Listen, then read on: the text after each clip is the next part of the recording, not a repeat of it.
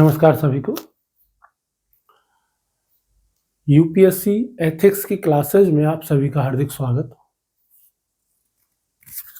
Topic number 3 हमारा चल रहा है aptitude and foundational values for civil services. इसमें हम एप्टीट्यूड पढ़ चुके हैं, फाउंडेशनल वैल्यूज भी हम कई सारी पढ़ चुके हैं। कुछ फाउंडेशनल वैल्यूज हमारी बची हैं, उनका हम आज अध्ययन करेंगे और उन्हीं में से नेक्स्ट जो फाउंडेशनल वैल्यू है उसका नाम है एनोनिमिटी। एनोनिमिटी यानी अनामिता या नामहीनता। तो नेक्स्ट फाउंडेशनल वैल्यूज हमारी कौन सी है? एनोनिमिटी। एनोनिमिटी जिसका हिंदी में अनामिता भी जिसको कहते हैं या नामहीनता भी जिसको कह सकते हैं। तो क्या होती है ये? इसमें हम जो देखने वाले हैं, क्या देखने वाले हैं? सबसे पहले देखेंगे कि एनोनिमिटी क्या होती है। एनोनिमिटी क्या होती है, फिर उसके बाद एनोनिमिटी क्यों आवश्यक है, ये मूल्य एक सिविल सेवक में होना क्यों आवश्यक है, ये हम देखेंगे क्यों आवश्यक है। और इसके बाद अलावा जो नेक्स्ट जो प्रश्न इसमें आएगा कि भाई एनोनिमिटी की वर्तमान में क्या स्थिति चल रही है, वर्तमान में स्थिति क्या चल रही है और इसमें सुधार के लिए क्या सुझाव आप दे सकते हो, वो इसका एक आखिरी बिंदु होगा। तो इस फाउंडेशनल वैल्यू को हम 4 बिंदुओं में पढ़ने वाले हैं। फाउंडेशनल वैल्यू को पहली है कि ये क्या है, दूसरी है ये क्यों आवश्यक है, तीसरा है कि इसमें वर्तमान स्थिति क्या है इसकी, और इसमें सुझाव हम आखिर में देंगे कि सुझाव कौन कौन से दिए जा सकते हैं। तो होती क्या है एनोनिमिटी, पहले वो हम देख लेते हैं। एनोनिमिटी को कहते हैं अनामिता या नामहीनता। नामहीनता क्या होती है? देखिए, आपको पता है कि जो भारत में जो प्रशासनिक सिस्टम जो चल रहा है वो कहां से लिया गया है? ब्रिटेन से लिया गया है, ब्रिटेन से प्रभावित है। और जो ब्रिटेन का जो प्रशासनिक सिस्टम है वो किस विचारक से प्रभावित है? उनका नाम है मैक्स वेबर। उनका नाम क्या है? Max weber. जब मैक्स वेबर ने प्रशासन के कई सारे गुण जब बताए, तो वही एक प्रशासनिक अधिकारी में या प्रशासन में कौन कौन से गुण होने चाहिए, कौन कौन से मूल्य होने चाहिए, तो उन्हीं ने एक मूल्य बताया जिसका नाम उन्होंने क्या दिया? अनामिता दिया या एनोनिमिटी दिया। अनामिता का मतलब होता है कि भाई पर्दे के पीछे रह के कार्य करना, पर्दे के पीछे रहकर कार्य करना।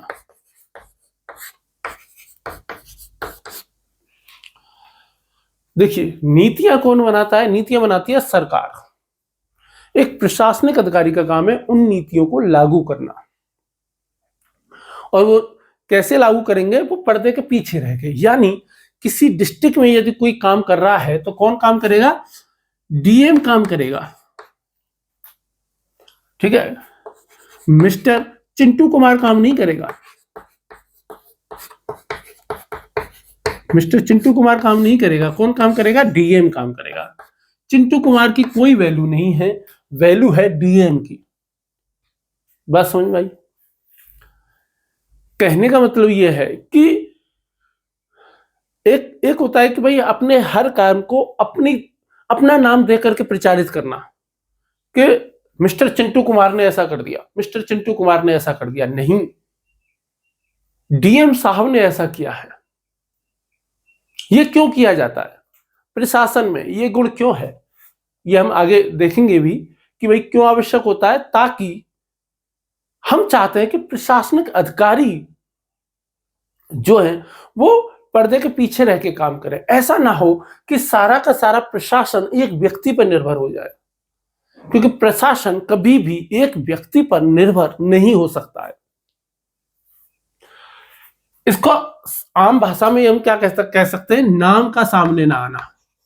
नाम का सामने ना आना।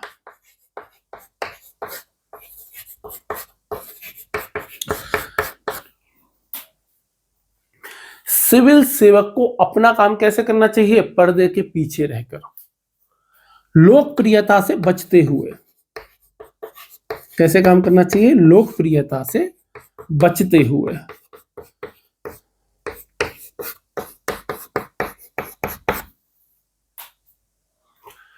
सिविल सेवक को अपना कार्य पर्दे के पीछे रहकर एवं लोकप्रियता के लालच से बचते हुए करना चाहिए। दुनिया का कोई भी संगठन यदि किसी व्यक्ति पर निर्भर हो तो वह संगठन ज्यादा दिनों तक चल नहीं सकता,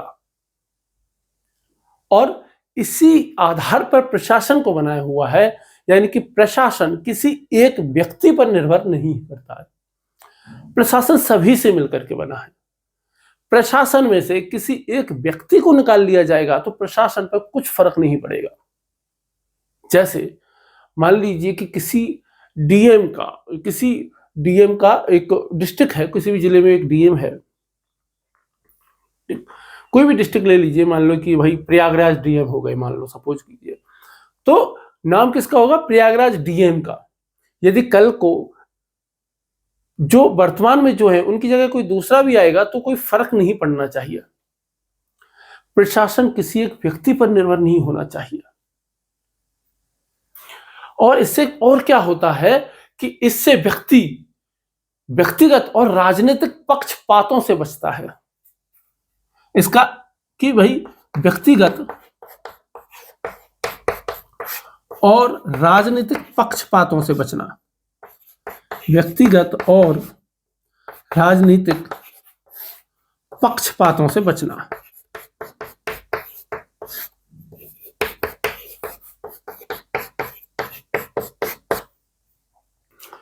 आपने कई सारे ऐसे वीडियोस देखे होंगे जहां पे एक डीएम साहब हैं, किसी सरकारी कार्यालय में गए हैं और सरकारी कार्यालय के किसी कर्मचारी को, अधिकारी को वो डांट लगा रहे हैं। बाकायदा रिकॉर्डिंग वीडियो आया, देख रहे हो तो जाहिर सी बात है रिकॉर्डिंग हुई है और आवाज भी एकदम साफ आई है, एंगल भी एकदम अच्छा आ रहा है। तो इस बात पे यकीन करना मुश्किल है कि ये वीडियो अनजाने में शूट हो गया है या जानबूझ करके शूट किया गया है। एक डीएम एक ठेकेदार को डांट रहा है, बढ़िया एंगल से, बढ़िया आवाज आ रही है, बढ़िया वीडियो क्वालिटी है, तो ये डाउट होता है कि वो वीडियो जानबूझ के तो शूट नहीं किया गया है। क्योंकि यदि कोई डीएम इस तरीके के अपने कार्यों के वीडियोज डालेंगे सोशल मीडिया पर तो वो प्रशासन की छवि को नुकसान करते हैं। कैसे नुकसान करते हैं? एक सिविल सेवक किसी अधिकारी को यदि चेक करने जाएगा तो वो उसकी सरकारी ड्यूटी है, और जब भी वो कोई बात भी करेगा तो उसको क्या करना है कि भाई प्रशासनिक दायरे में रह करके ही बात करनी है, कुछ भी उलझुल नहीं बोल सकते किसी को भी।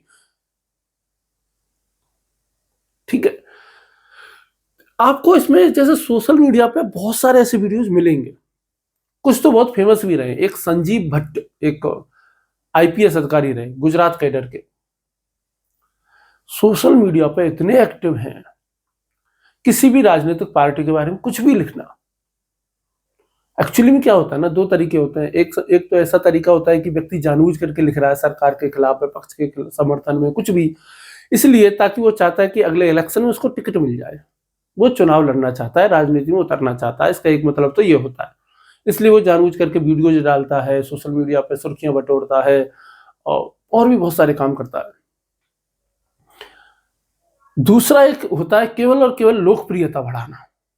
आजकल क्या हो गया ना, फॉलोअर्स की इतनी ज्यादा भीड़ हो गई, आजकल हर कोई सेलिब्रिटी बनना चाहता है, आजकल हर कोई चाहता है कि मेरी खूब सारी फैन फॉलोइंग हो।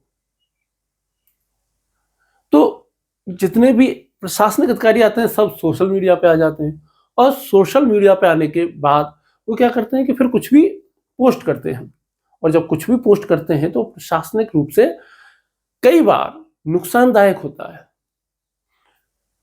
एक नवनीत सिकेरा करके गुजरात कैडर के आईपीएस अधिकारी हैं शायद, है ना, जिन पर भौकाल वेब सीरीज बनी है,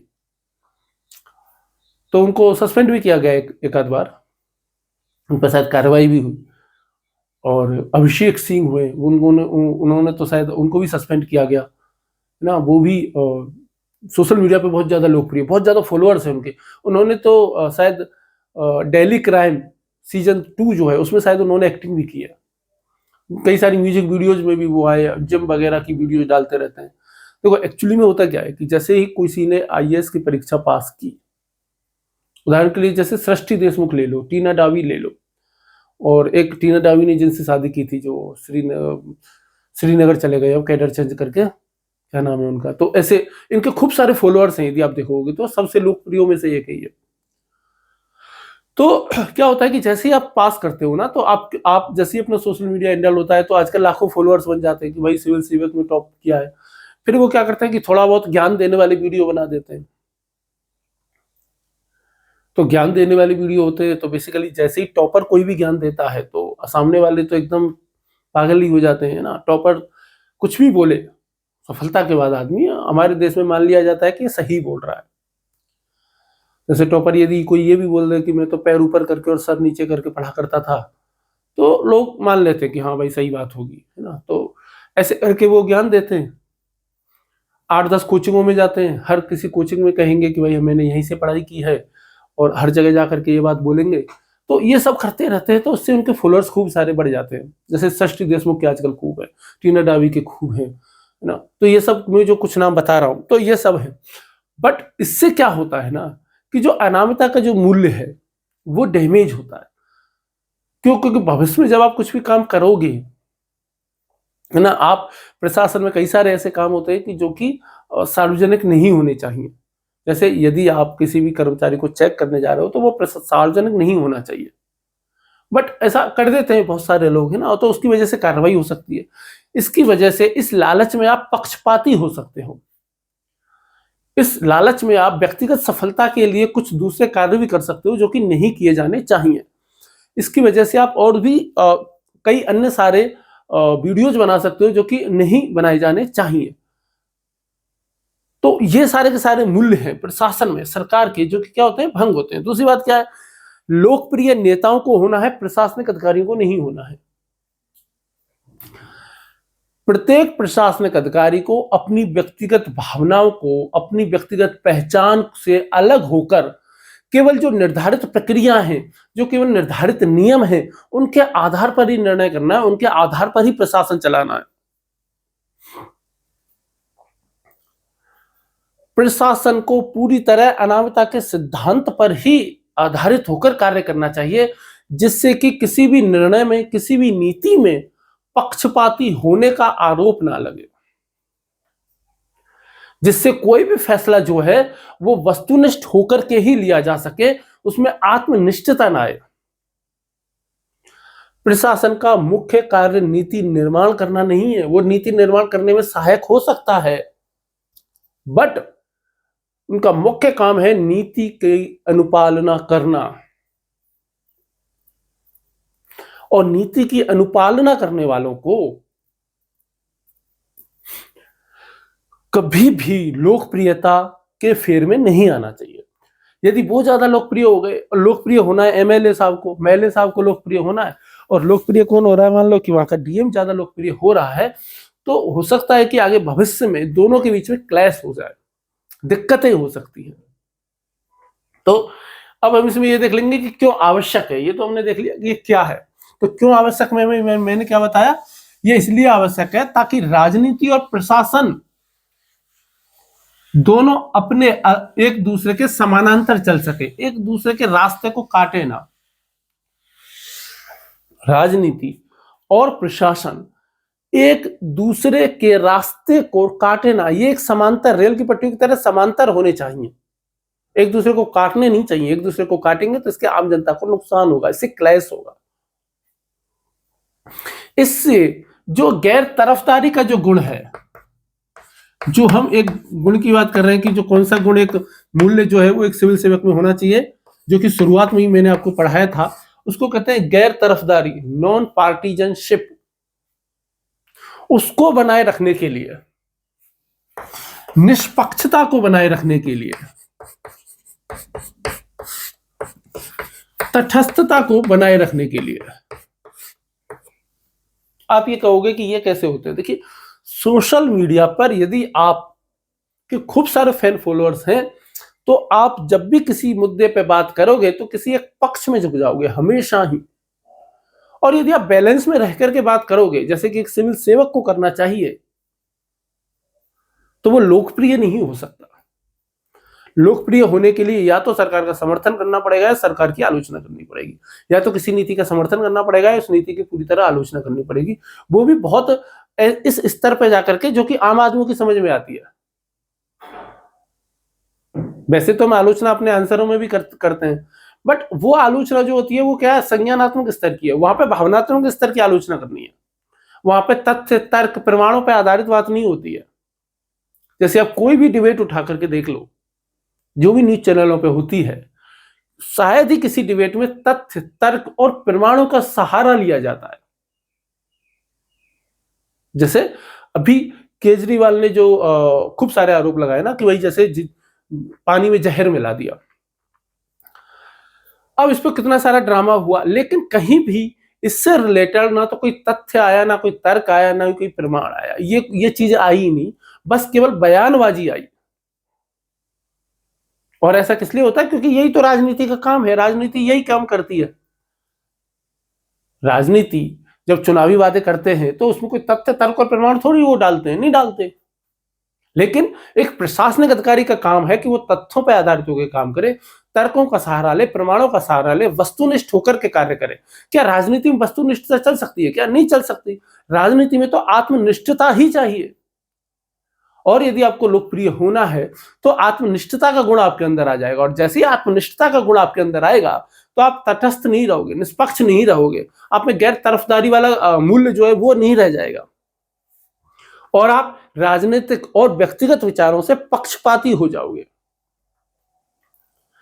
प्रशासन का काम है बिना पहचान के काम करना, व्यक्तिगत पहचान अपनी नहीं बनानी है। इसीलिए जब भी नीतियों का पालन हो तो वो व्यक्तिगत रूप से प्रभावित ना हो, वो केवल नीति और कानूनों से ही प्रभावित हो। किसी व्यक्ति की इच्छा या किसी व्यक्ति के हित पर वो निर्भर नहीं होना चाहिए।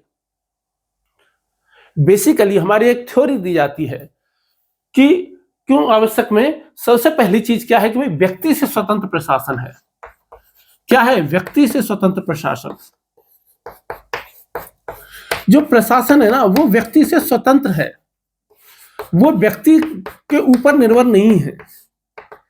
जाने कितने ही चिंटू कुमार डीएम आए हैं और जाने कितने ही चिंटू कुमार डीएम चले गए, प्रशासन को कोई फर्क नहीं पड़ता। यदि कोई भी प्रशासन का मतलब पूरे प्रशासन की बात कर रहा हूं, पूरे सरकारी कर्मचारियों की यदि हम बात करें, पूरे स्टेट के ले लो, देश के ले लो, एक भी सरकारी कर्मचारी को कहीं भी रखने से या निकालने से कोई फर्क नहीं पड़ना चाहिए, और पड़ता भी नहीं है। बेसिकली जीरो इफेक्ट पड़ता है, जीरो।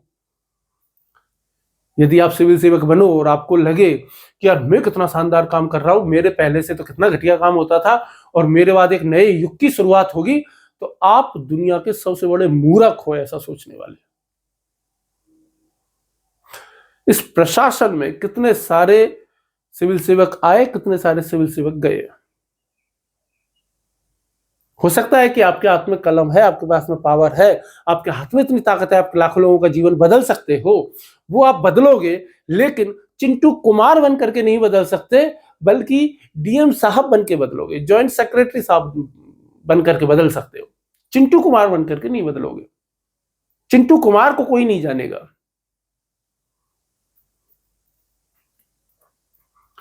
तो ये चीजें हैं। इसीलिए क्या है, व्यक्ति से स्वतंत्र प्रशासन है।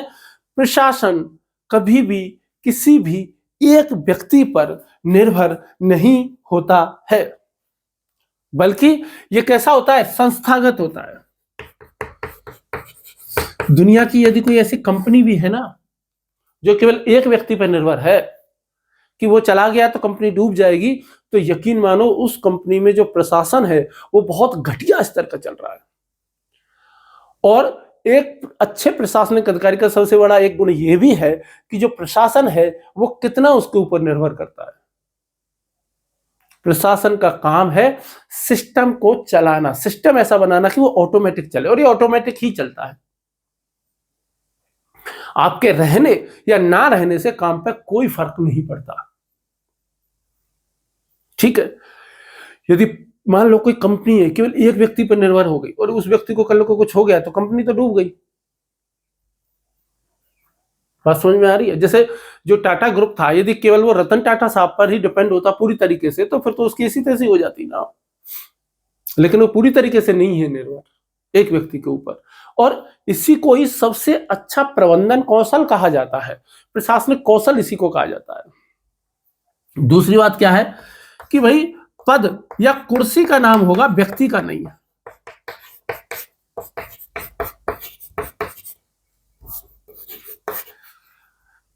व्यक्ति का नहीं है।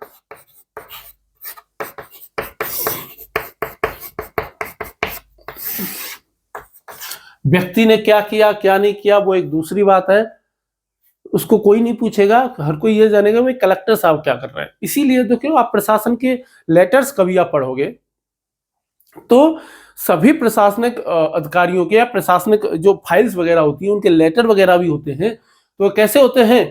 पैसिव वॉइस में होते हैं।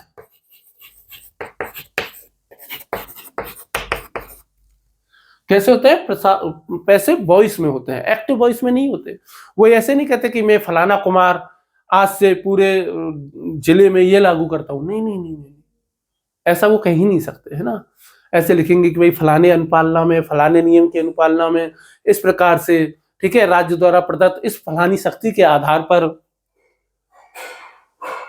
आज दिनांक इतने को श्रीमान जिला कलेक्टर महोदय, फिर नाम आएगा के द्वारा, कई बार नाम भी नहीं आएगा, जिला कलेक्टर महोदय के द्वारा, नीचे बस साइन होंगे, मोहर जिला कलेक्टर की, आपके केवल हस्ताक्षर, नाम आएगा, हस्ताक्षर आएंगे, लेकिन भाषा में कहीं नहीं लिखा आएगा। ऐसे नहीं लिखेंगे कि मैं फलाने से, मैं चिंटू कुमार आज से ये करता हूं, नहीं, चिंटू कुमार नहीं आएगा, मैं फलाना जिला कलेक्टर इतना ये वो आएगा। इसी को कहते हैं पैसिव वॉइस में भाषा है। नीति निर्माण करना है सरकार का काम, प्रशासन का काम है उस नीति को लागू करना। ठीक है, यदि आप दबाव मुक्त होकर के काम करना चाहते हो ना तो अनामिकता का गुण होना चाहिए, दबाव मुक्त होकर कार्य करने के लिए। क्योंकि यदि आपका ज्यादा फेमस, जितना ज्यादा आप लोकप्रिय होंगे, जितना ज्यादा आपका नाम आएगा, उतना ही ज्यादा दबाव आप पे व्यक्तिगत रूप से बढ़ेगा। पद पे दबाव नहीं बढ़ाते लोग किस पे दबाव बढ़ाते हैं? व्यक्ति पे दबाव बनाते हैं। पद पे दबाव नहीं बन सकता है, व्यक्ति पे दबाव बनता है। और व्यक्ति पे जैसे ही दबाव बना है तो व्यक्ति क्या होगा? वस्तुनिष्ठता से हटके आत्मनिष्ठता पे आ जाएगा, और जैसे ही आत्मनिष्ठता पे आएगा तो उसके निर्णयों में क्या हो जाएगी? गड़बड़ हो जाएगी। आत्मनिष्ठता पूर्ण लिया गया दुनिया का कोई भी फैसला निष्पक्ष हो ही नहीं सकता, तटस्थ हो ही नहीं सकता। तो दबाव मुक्त होकर कार्य करने के लिए, कार्य करने के लिए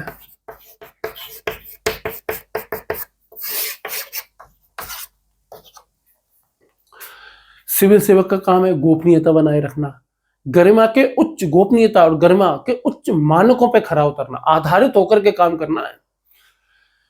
किसी भी सिविल सेवक का काम सार्वजनिक रूप से पहचान का माध्यम नहीं बनना चाहिए, सार्वजनिक रूप से प्रचार का माध्यम नहीं बनना चाहिए, और उसका दृष्टिकोण हमेशा ही कैसा होना चाहिए? स्वतंत्र होना चाहिए, हमेशा ही कैसा होना चाहिए? निष्पक्ष होना चाहिए।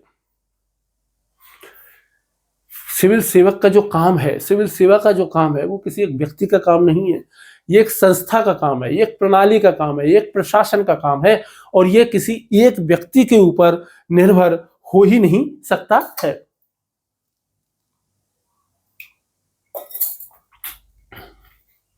ये किसी एक व्यक्ति के ऊपर निर्भर हो ही नहीं सकता। ठीक है, तो ये समझ में आ गया कि क्यों आवश्यक है। अब इसकी वर्तमान स्थिति देख लेते हैं कि आखिर इसकी वर्तमान स्थिति क्या है।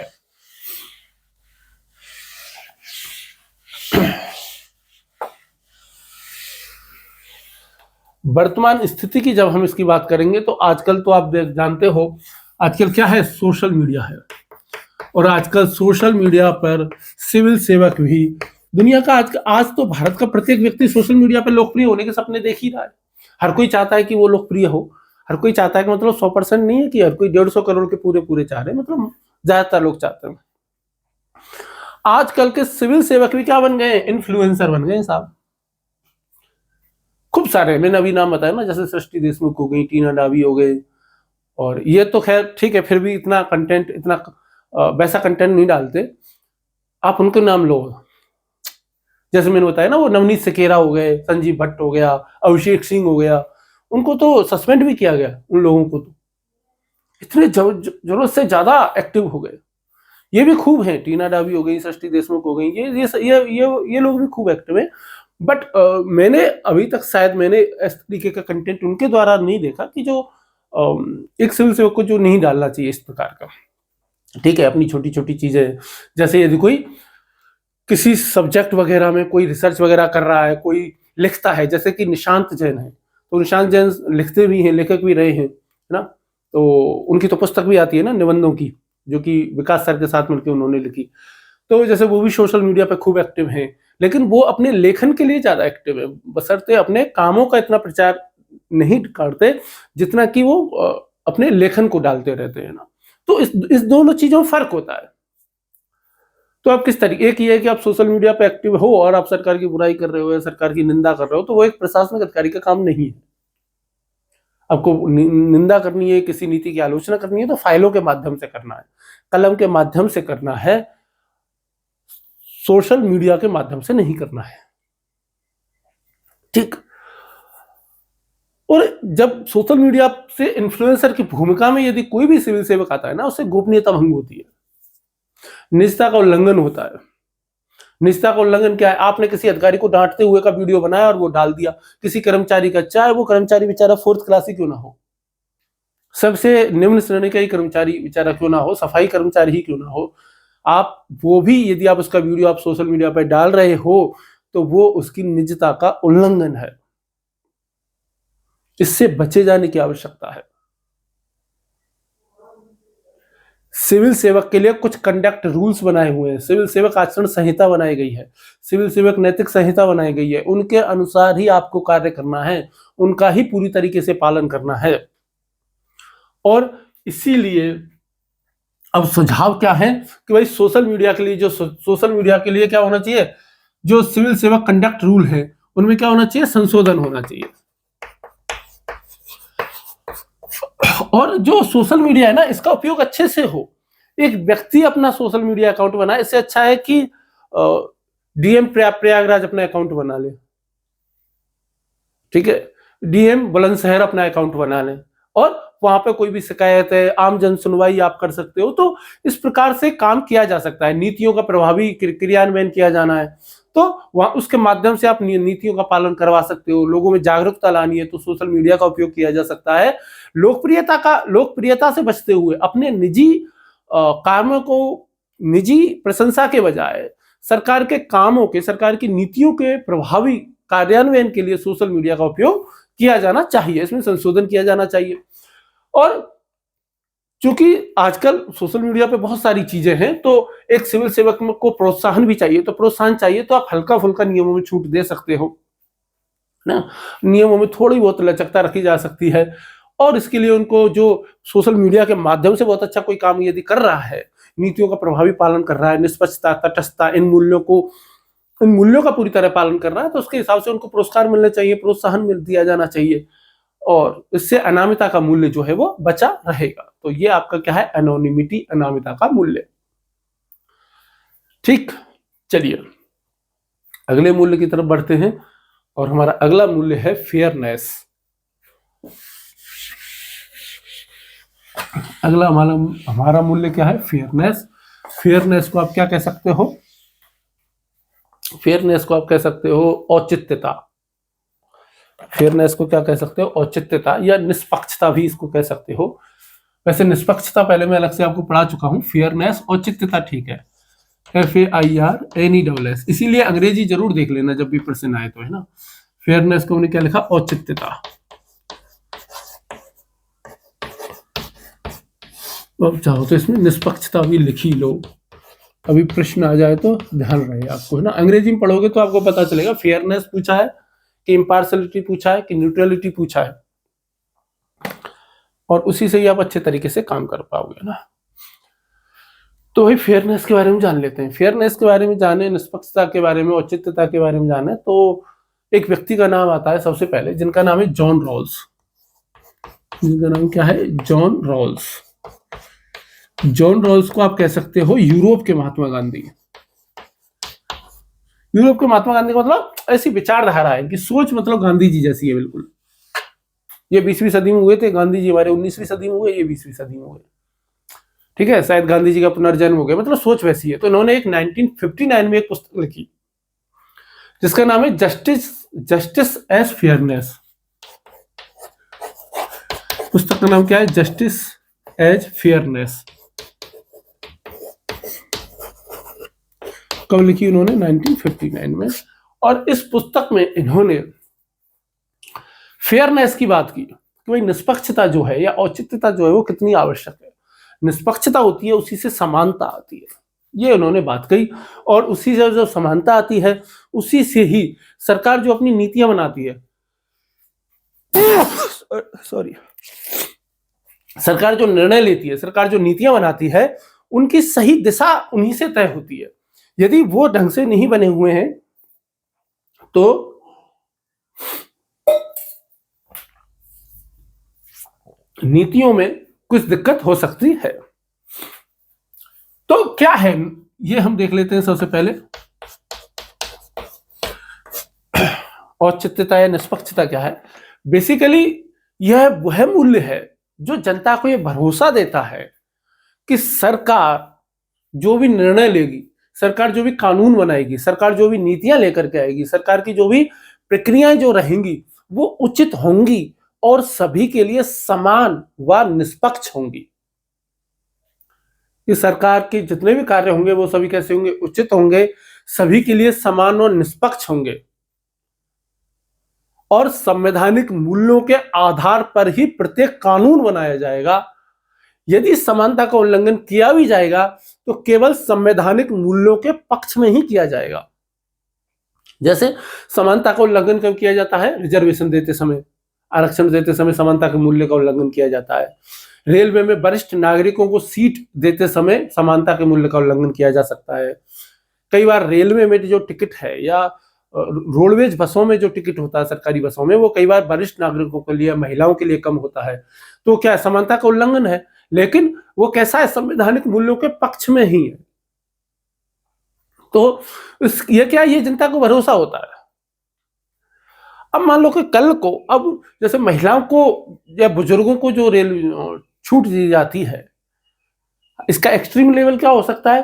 कि एक्सट्रीम लेवल इसको ये हो सकता है कि भाई किसी विशेष धर्म विशेष वालों के लिए छूट दे दी, विशेष जाति वालों के लिए छूट दे दी, तो ये क्या हो जाएगा? ये संवैधानिक मूल्यों का उल्लंघन हो जाएगा, संविधान का ही उल्लंघन हो जाएगा। लेकिन समानता के मूल्य का उल्लंघन किया गया, लेकिन संवैधानिक मूल्यों के पक्ष में किया गया है, संविधान के अनुसार किया गया है, तब तक फेयरनेस हम कह सकते हैं कि हाँ ये इतना फेयर है। लेकिन वो उससे ज्यादा होगा तो फेयरनेस खत्म हो जाएगी। किसी भी व्यक्ति या समूह को बिना उचित कारण के भेदभाव का सामना नहीं करना पड़ता है। किसकी वजह से? फेयरनेस की वजह से। समानता का उल्लंघन होता भी है तो किस लिए किया जाएगा? संविधान के मूल्यों की रक्षा के लिए किया जाएगा। नियम सबके लिए समान होंगे। क्या होगा? नियम सबके लिए समान होंगे।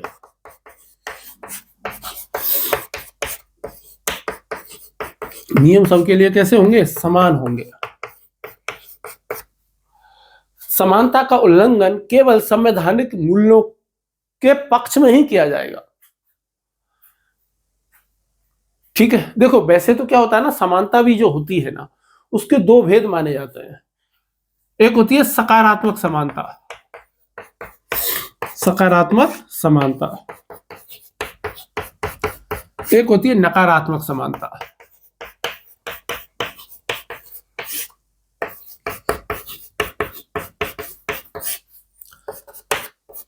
सकारात्मक समानता क्या होती है ना? पहले नकारात्मक समानता देखो। नकारात्मक समानता ये होती है कि जब परिणाम को और परिस्थितियों को ध्यान में ना रखा जाए और एक जैसे नियम सभी के लिए बना दिए जाएं, तो क्या होगा?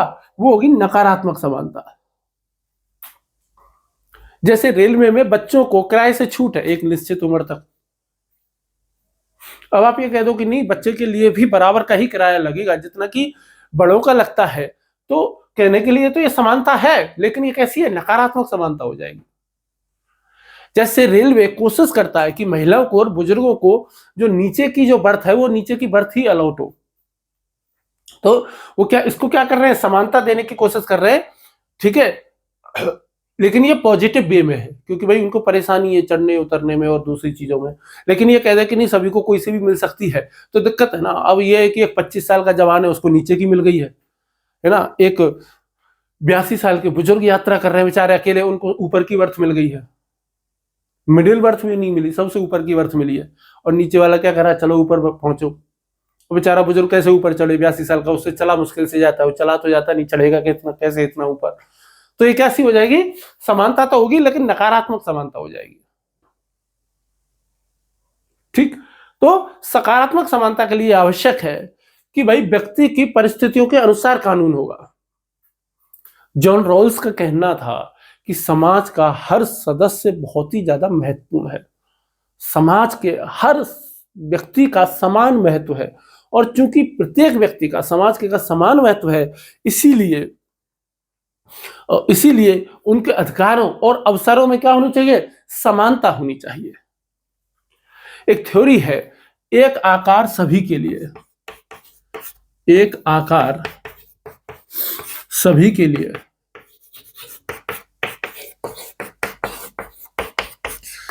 ये चल नहीं सकता, एक ही आकार सभी के लिए चल सकता है क्या, नहीं चल सकता। सभी नागरिकों के लिए, चाहे वो महिला हो, बुजुर्ग हो, पुरुष हो, सभी के लिए समान रूप से कानून बना देंगे तो दिक्कत हो जाएगी। इसका परिणाम क्या होगा, कमजोर वर्ग है वो असमान परिस्थितियों में रहेगा। जो असमान परिस्थितियों में जो रहने वाले लोग हैं, जैसे टैक्स सबके लिए बराबर कर दें, 0 से लेकर के और ऊपर तक कोई चाहे कितना भी कमाता है, सभी पे बराबर परसेंटेज का टैक्स वसूल किया जाएगा, तो कहने के लिए तो ये समानता है। लेकिन कैसी होगी, नकारात्मक। क्या कहेंगे, एक आकार सभी के लिए, ये एक आकार सभी के लिए नहीं है ना, ये नेगेटिव हो जाएगा। बेचारे जो कम कमा रहे हैं उनको भी उतना ही टैक्स देना है, जो बेचारा 1 लाख रुपए कमा रहा है उसको भी 10,000 रुपए टैक्स देना, और जो 30 करोड़ रुपए कमा रहा है सालाना उसको भी 10,000 रुपए टैक्स देना। तो ये बात कैसे बनेगी भाई, बताओ। आप कहोगे कि समानता है, तो ये क्या है, आर्थिक असमानता को नजरअंदाज आपने कर दिया ना। एक आकार सभी के लिए उपयुक्त नहीं हो सकता। इसीलिए हमें क्या चाहिए कि भाई सकारात्मक समानता चाहिए, यानी कि बराबर वालों के साथ बराबरी का व्यवहार और गैर बराबर लोगों के साथ गैर बराबरी का व्यवहार किया जाना चाहिए। ये हमारे संविधान में लिखा हुआ है, ठीक। समझ में आ गया सकारात्मक समानता और नकारात्मक समानता क्या होती है। इसी फेयरनेस में यदि आप देखोगे तो कुछ जैसे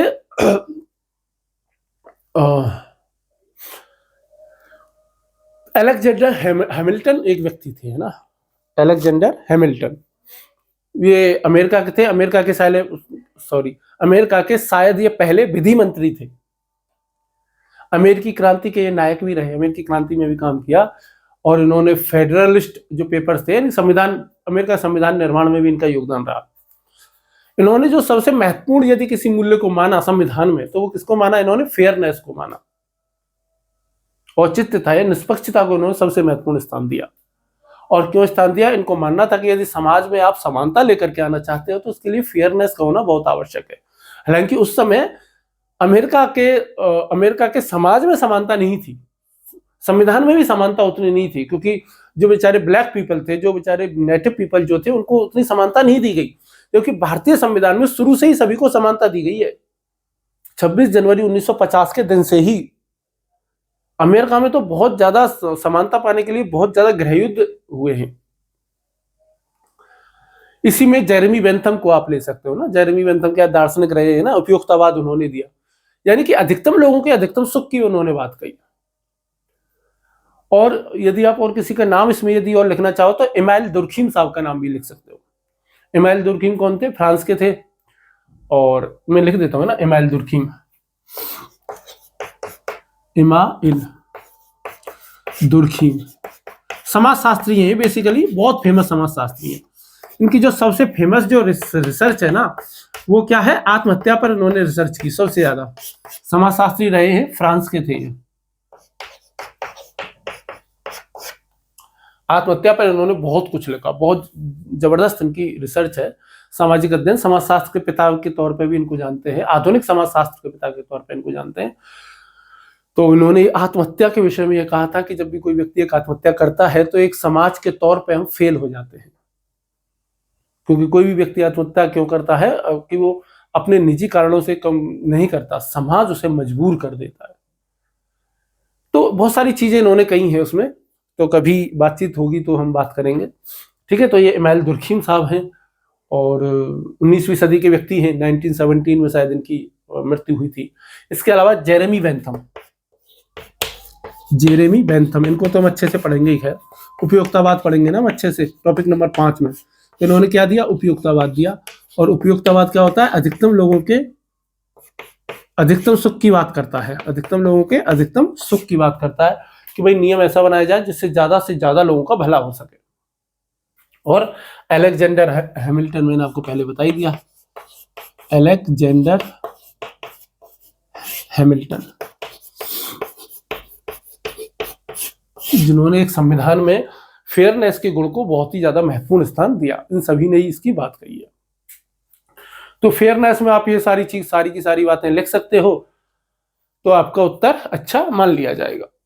ठीक है, वैसे अकेला फेयरनेस पे प्रश्न आने की संभावना कम है, ये टिप्पणी के लिए आ जाएंगे। जैसे 3 मूल लग गए कि भाई निम्नलिखित मूल्यों पर टिप्पणी कीजिए, तो आपको क्या करना होगा? 100 शब्दों में, 80 शब्दों में टिप्पणी लिखनी होगी उन पे, तो वो लिख दीजिएगा। ठीक है, 2-3 बड़े बड़े लोगों का जिक्र कर दोगे, अंग्रेजों के नाम का जिक्र कर दोगे, तो उससे आपके उत्तर में वजन मान लिया जाएगा, आपके उत्तर को अच्छा मान लिया जाएगा। ठीक है, चलिए। वैसे देखो, इनको पढ़ना चाहो तो इन पे तो 3-3 घंटे की भी क्लास ली जा सकती है, इन पे पूरी की पूरी रिसर्च की जा सकती है, पर हमको पढ़ना केवल उतना ही है जितना हमें यूपीएससी के लिहाज से आवश्यक है। मुझे तो व्यक्तिगत तौर पे ये लगता है कि मैं बहुत ज्यादा पढ़ा रहा हूँ।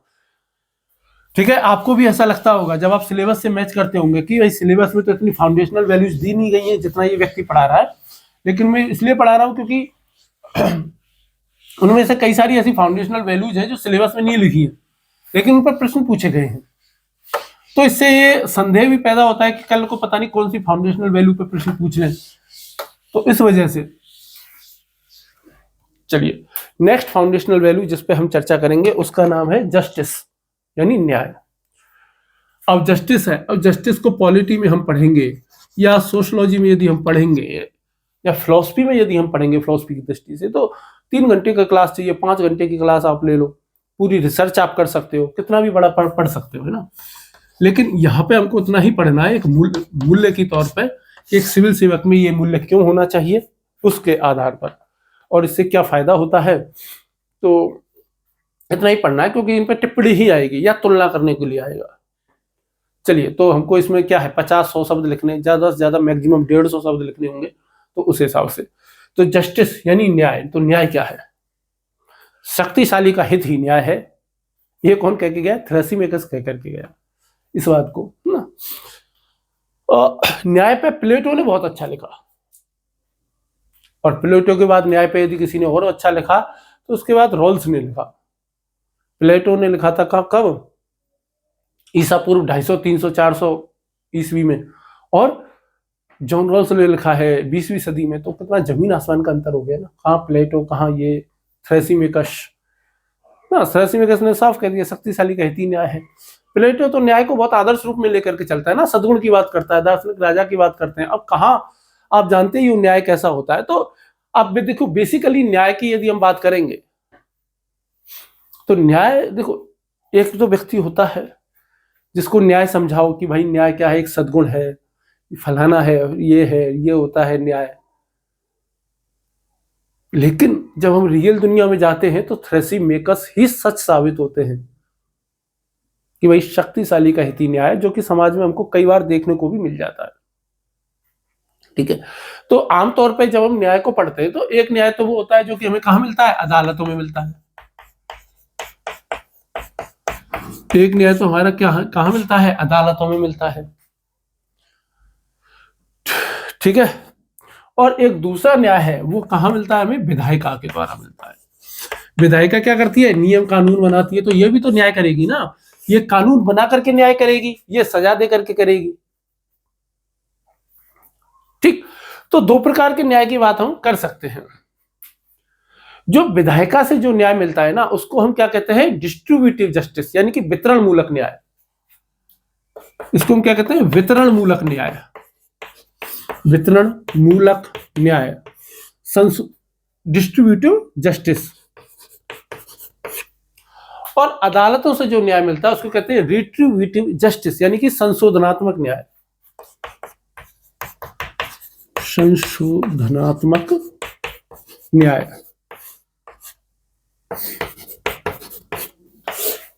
तो ये दो प्रकार का न्याय हो गया। यहां से जो आपको न्याय मिलेगा वो क्या मिलेगा, समानता, अधिकार, क्या मिलेंगे, समानता मिलेंगे, अधिकार मिलेंगे, कर्तव्य मिलेंगे, ये इन चीजों में बराबरी आएगी। यहां पे जो न्याय मिलेगा संशोधनात्मक न्याय, इसमें तो क्या मिलता है आपको, सजा।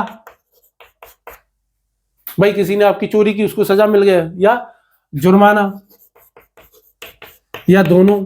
तो इस प्रकार का होता है यहां तो। ठीक, तो इस प्रकार के न्याय होता है। जब हम न्याय को अच्छे तरीके से यदि हम पढ़ेंगे, तो एक लाइन तो मैंने आपको पहले ही बताई दी है ना, ये लाइन लिख लो, बहुत इंपॉर्टेंट लाइन है ये, कि शक्तिशाली का हित ही न्याय है। बहुत फेमस पंक्ति है ये, शक्तिशाली का हित ही न्याय है। ये बात किसने कही है, थ्रेसिमेकस ने।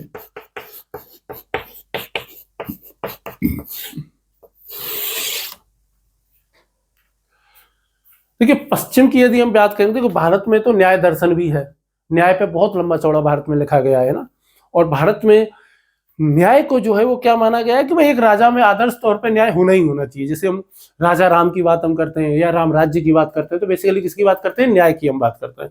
मनु संहिता को हम बात करेंगे तो वहां भी न्याय की बात कही जाती है। कौटिल्य को हम लेकर के आएंगे तो वहां भी न्याय की बात करती है, और न्याय दर्शन में तो बहुत गहराई से लिखा गया है। यदि हम पश्चिम की बात करें, पश्चिम में न्याय को, हमारे यहाँ न्याय को एक स्कूल की तरह माना गया है, एक पूरी विचारधारा की तरह माना गया है, जबकि पश्चिम में न्याय को एक सद्गुण की तरह माना गया है। क्या माना गया है, न्याय को एक सद्गुण, जिसको वो लोग क्या कहते हैं, वर्च्यू कहते हैं। न्याय को क्या माना गया है, वर्च्यू, सद्गुण। ठीक है, आपको पता है सद्गुण का जो सिद्धांत है, तो वो सबसे पहले किसने दिया, सोक्रेट्स ने दिया, सोक्रात में, फिर प्लेटो के पास भी आया, अरस्तु के पास भी आया, और तीनों ने सद्गुण की जो बात है वो तीनों ने कही। सद्गुण होता क्या है बेसिकली, सद्गुण ये होता है कि जैसे मान लो कोई भी अच्छा गुण है, जैसे कि न्याय का गुण हो गया, साहस का हो गया, विवेक का हो गया। यदि आप, जैसे साहस का एक निरंतर परिस्थिति में आपको बार बार डाला जाए और आप हर बार साहस का प्रदर्शन करें, तो हर बार यदि आप प्रदर्शन कर रहे हो तो धीरे धीरे वो क्या होगा, आपके चरित्र का हिस्सा बन जाएगा, और फिर उसके बाद आप हर परिस्थिति में साहस का प्रदर्शन करेंगे। ऐसे ही न्याय का सद्गुण किसी में विकास करना है तो क्या, ऐसी हर परिस्थिति में डालो जहां उसको न्याय करना है, ऐसी हर परिस्थिति में हर बार वो न्याय कर रहा है, तो एक बार कैसे होगा, धीरे धीरे लगातार ये प्रयास करने से कि वो सद्गुण आपके अंदर विकसित हो जाएगी, और आप हमेशा ही न्यायप्रिय हो जाओगे, हमेशा ही फिर आप न्याय करोगे, अन्याय कभी नहीं करोगे। कि वो एक हमारे एक दोहा चलता है ना, कि रसरी आवत जात से सिल पर पड़त निशान, कि करत करत अभ्यास के जड़मती हुए सुजान, रसरी आवत जात से सिल पर पड़त निशान। तो भाई जब कुएं होते थे पहले, अब तो खैर बहुत कम हो गए, तो रस्सी का निशान बन जाता है ना, वो बात है। तो उसी प्रकार से ये भी अभ्यास की बात कर रहे हैं, लगातार अभ्यास की। सुकरात से पूछा जाए कि भाई, सुकरात से पूछा किसी ने कोई न्याय क्या है, तो सुकरात क्या कह रहे हैं न्याय के बारे में, सोक्रेट साहब, सुकरात ये कह रहे हैं कि न्याय से व्यक्ति को उसके योग्य अधिकार मिलते हैं। ठीक है, तो व्यक्ति को उसकी योग्यतानुसार अधिकार प्राप्त होते हैं।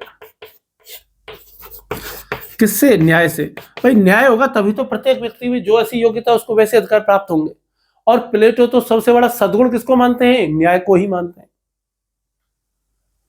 न्याय क्या है, सर्वोच्च सद्गुण है। ये प्लेटो को क्या बात कर रहे हैं, सर्वोच्च सद्गुण। प्लेटो किसको मान रहे हैं, न्याय को। इसीलिए तो फिलोसफर किंग की अवधारणा देते हैं ना दार्शनिक, क्योंकि जो दार्शनिक होगा वही न्याय कर सकता है।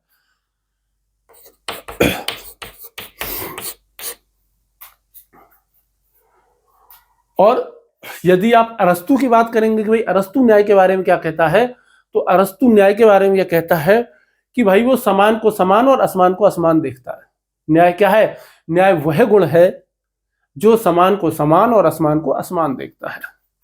ये वितरण मूलक और ये हटा दूंगे।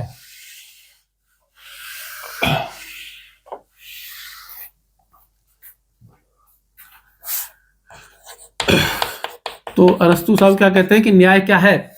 न्याय वह है जो समान को समान और असमान को असमान देखता है, असमान को असमान मानता है।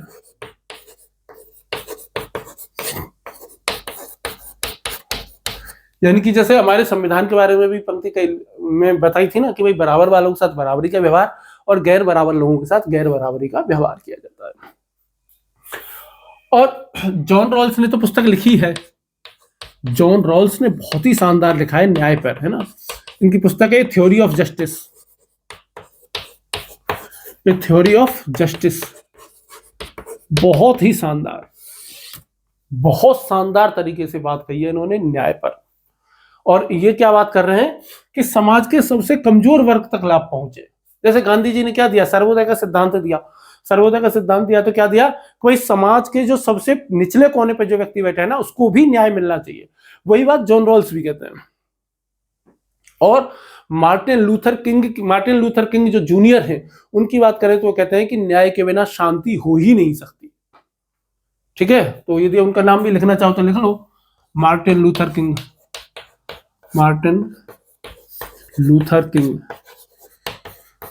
उनका क्या कहना था कि न्याय के बिना शांति संभव नहीं है। भाई अन्याय यदि होगा तो लोग आवाज उठाएंगे ना। कितने दिनों तक कोई अन्याय सहन करेगा? भाई जैसे अन्याय है कहीं कहते हैं ना कि भाई कहीं पे भी न्याय को हर जगह चुनौती है। एक जगह भी अन्याय हो रहा है तो इसका मतलब क्या हो रहा है कि भाई न्याय पूरी तरीके से नहीं मिला है। अब न्याय के बिना शांति कैसे? जब भी अन्याय होगा, जैसे समाज में दो वर्ग, जैसे अमेरिका में जो हुआ काले लोगों के साथ भेदभाव हुआ, भारत में जातीय भेदभाव यदि हुआ, है ना। दुनिया के कितने सारे ऐसे देश हैं जहां पर धार्मिक भेदभाव खूब सारे होते हैं। ये जो अपने यहूदी समाज है उनके पास साथ कितनी बार ऐसा हुआ कि उनके साथ न्याय नहीं हुआ, समाज ने उनके साथ न्याय नहीं किया, दूसरे धर्म के लोगों ने न्याय नहीं किया। तो क्या शांति रही? नहीं रही। तो शांति रह ही नहीं सकती। आज नहीं तो कल और कल नहीं तो परसों कभी ना कभी ऐसा होगा कि जिस व्यक्ति के साथ अन्याय हो रहा है वो उठ खड़ा होगा। ठीक, ये सारी बातें हैं। न्याय के दो अर्थ मैंने आपको बताई दिए। एक न्याय होता है जो हमें क्या कौन देती है? न्यायपालिका देती है। और दूसरा न्याय जो हमें विधायिका देती है। जो विधायिका जो हमें न्याय देती है, और वो मैंने आपको बताई दिया, उसको न्यायपालिका से जो न्याय मिलता है उसको हम लीगल जस्टिस भी कह देते हैं, कानूनी न्याय भी कह देते हैं। ठीक, और वितरण मूलक न्याय क्या होता है? जो विधायिका लेकर के आती है वो समाज में समानता स्थापित करता है। वो समाज में ऐसी नीतियां लेकर के आता है जिससे समाज पूरा प्रगति करे।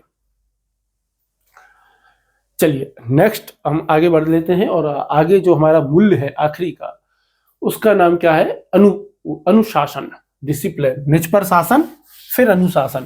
तो अनुशासन और पढ़ लेते हैं, उस पर यदि प्रश्न आ जाए तो। वैसे अनुशासन पर निबंध तो आ ही सकता है। और इसके बाद हम टॉपिक नंबर 3 की समाप्ति की घोषणा कर देंगे और टॉपिक नंबर 4 की तरफ बढ़ेंगे, जिसका नाम है इमोशनल इंटेलिजेंस। चलिए, तो अगला हमारा मूल्य क्या है? अनुशासन।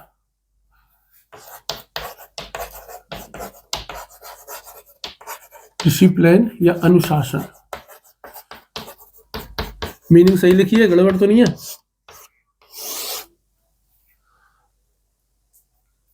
ठीक है, तो अनुशासन में हम क्या क्या पढ़ने वाले हैं? अनुशासन में सबसे पहले तो हम यही पढ़ेंगे कि अनुशासन क्या होता है, अनुशासन के कितने प्रकार होते हैं, अनुशासन क्या होता है, अनुशासन के कितने प्रकार होते हैं, अनुशासन का महत्व क्या है, क्या अनुशासन से कोई नुकसान भी होता है कि नहीं होता,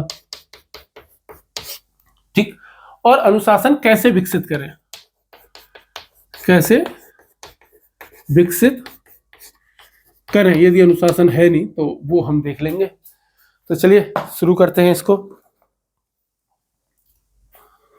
अच्छा, अनुशासन में यदि आप किसी व्यक्ति का उदाहरण देना चाहो कि दुनिया का ऐसा व्यक्ति जो कि अपने पूरे जीवन अनुशासित रहा है, किसका दोगे?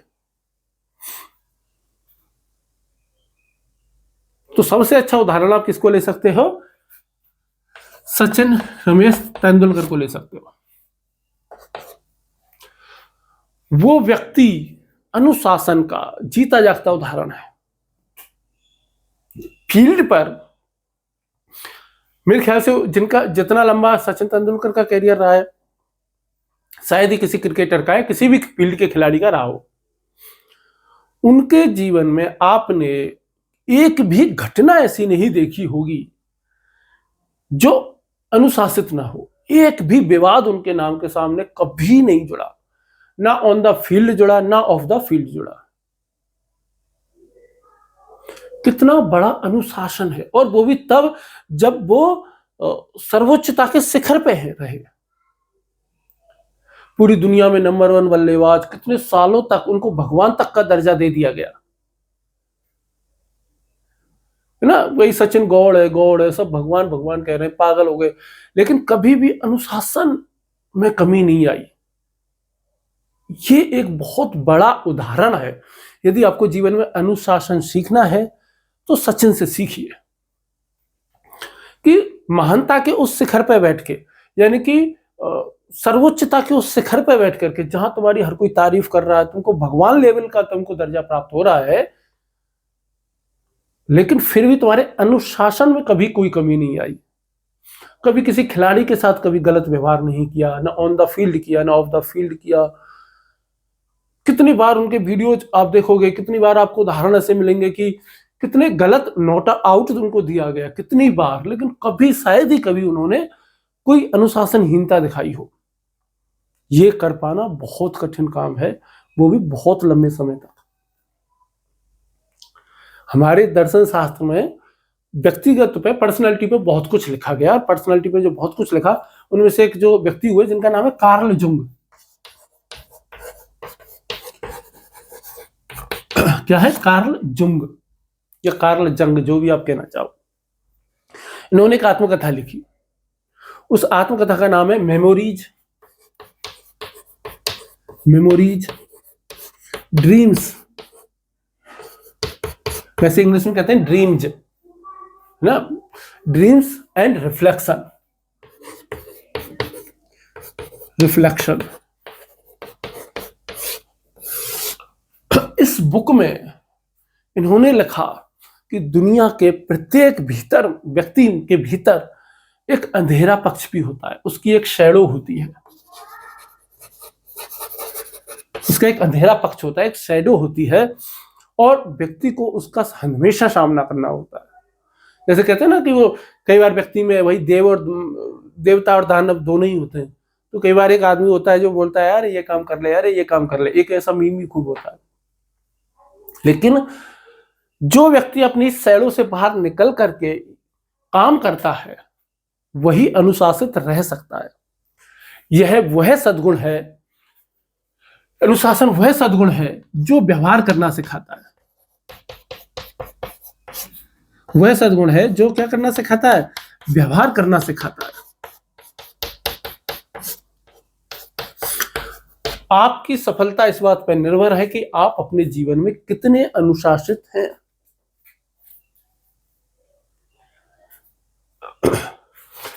आपका व्यवहार नियमों से, कानूनी प्रक्रियाओं से सुसंगत होना चाहिए।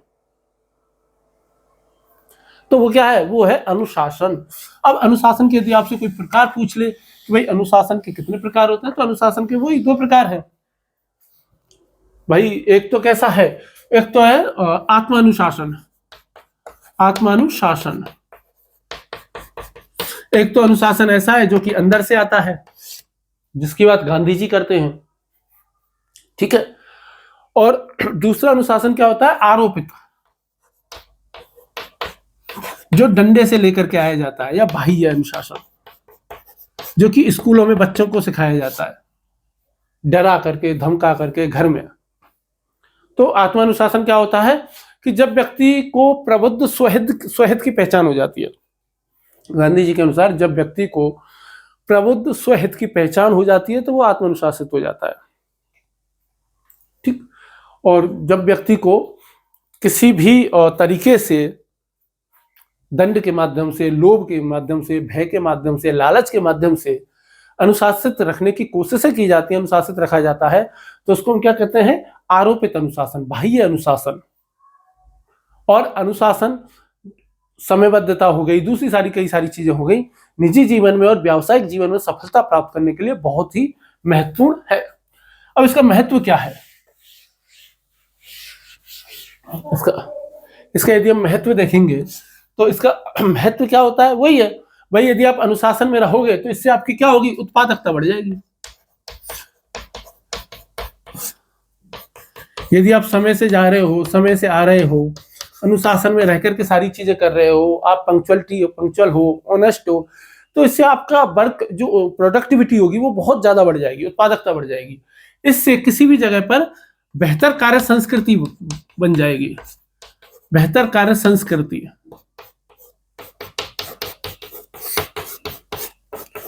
कार्य संस्कृति बहुत बेहतर बनेगी इससे, क्योंकि सभी अनुशासन है, सभी अनुशासन में रह करके ही काम कर रहे हैं, सभी अपने दायरे में रह करके काम कर रहे हैं। ठीक, इससे ज्यादा कार्य हो पाता है, तो उत्पादकता मैंने बढ़ाई दी है ना। जनता से बेहतर संवाद हो पाएगा, जनता से बेहतर संवाद स्थापित हो पाएगा, स्थापित हो पाएगा।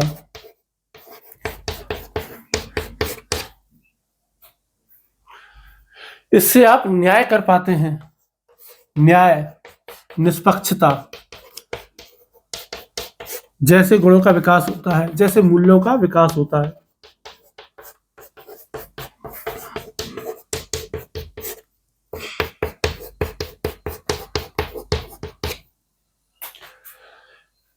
ठीक है। इससे और क्या होता है? यदि आप अनुशासन में रहते हो तो स्वास्थ्य आपका हमेशा बेहतर रहता है।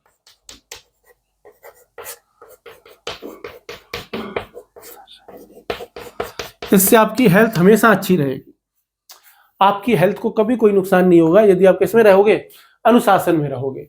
आपकी प्रोडक्टिविटी हमेशा ही बढ़ जाएगी, आपका जो वर्क कल्चर है, कार्य संस्कृति जो है वो बहुत शानदार हो जाएगी, जनता से बेहतर तरीके से आप संवाद स्थापित कर पाओगे, और न्याय है, निष्पक्षता है, तटस्थता है, गैर तरफदारी है ना, उत्तरदायित्व हो गई, आपकी पारदर्शिता हो गई, इस तरीके के गुणों का, मूल्यों का विकास होता है। और आपकी हेल्थ पर पर्सनल रूप में देखा जाए तो आपकी हेल्थ हमेशा ही अच्छी रहेगी यदि आप अनुशासन में रहते हैं तो। लेकिन यदि आप अनुशासन भंग करेंगे तो इन सभी चीजों में नुकसान हो जाएगा।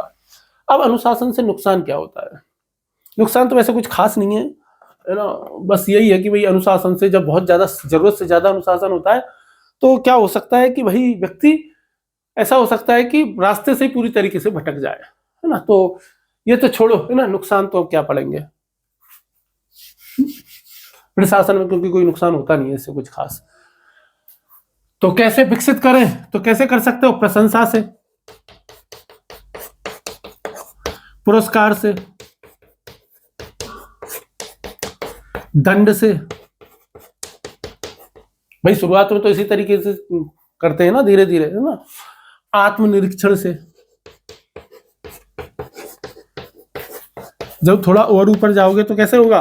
शुरुआत में तो प्रशंसा से, पुरस्कार से और दंड से होता है, फिर जब व्यक्ति धीरे धीरे प्रबुद्ध होने लगता है तो उससे आत्मनिरीक्षण से होता है। कैसे विकास होता है? आत्मनिरीक्षण से होता है, अच्छी आदतों से होता है,